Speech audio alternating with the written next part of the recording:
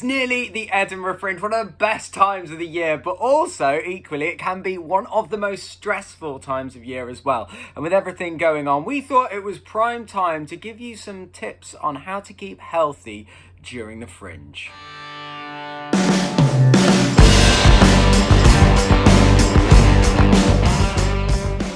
And believe it or not, there are things that you can start doing right now. Plan your Fringe properly.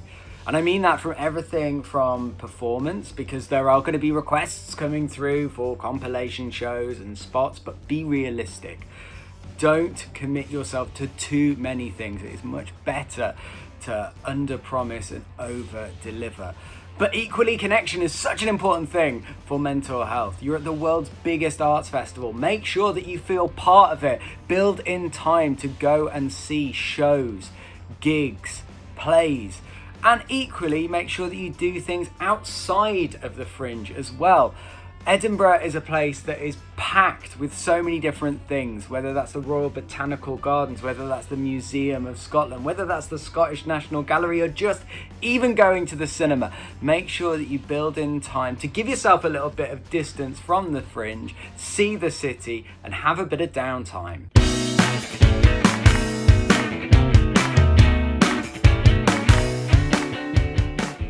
The little things that you do during the Fringe can make the biggest differences. And I personally find that routine is key to controlling that Fringe chaos.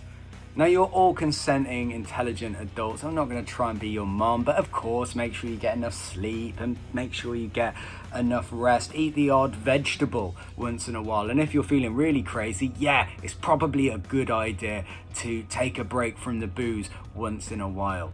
But there's also a darker side to the Fringe that people don't like to talk about, and that is jealousy. Of course, in an environment where there are constant reviews, audiences and feedback, of course, you might feel a little bit vulnerable to that sort of stuff. But try and keep it in check. Don't forget that you don't want somebody else's success to become your failure. And in order to help you out with that, at the Free Festival this year, we have teamed up with the Hub of Hope. That is the UK's biggest mental health database. So it's an app or a website that uses the geolocation on your device to show you what mental health support is around you, as well as giving you national support. And it'll show you charities, community groups, private NHS support, and you can also contact them directly via the app.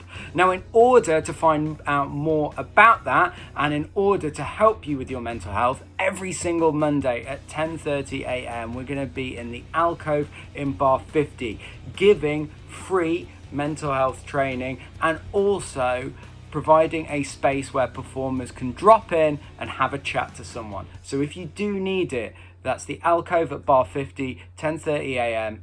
every Monday.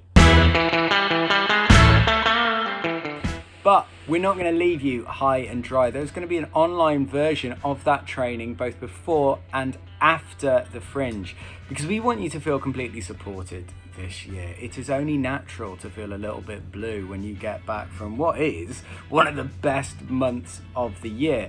So my advice would be have something to look forward to, whether that is a getaway, a holiday, or maybe just even a little treat to yourself. If you are working alongside performing, make sure that you don't just go straight back to the job. Give yourself a little bit of time so that you don't burn out. And like I say, connection is so key to good mental health. The Fringe is filled with amazing people and incredible opportunities. So keep in touch. We want you to have the best Fringe possible, and I'm sure it will be.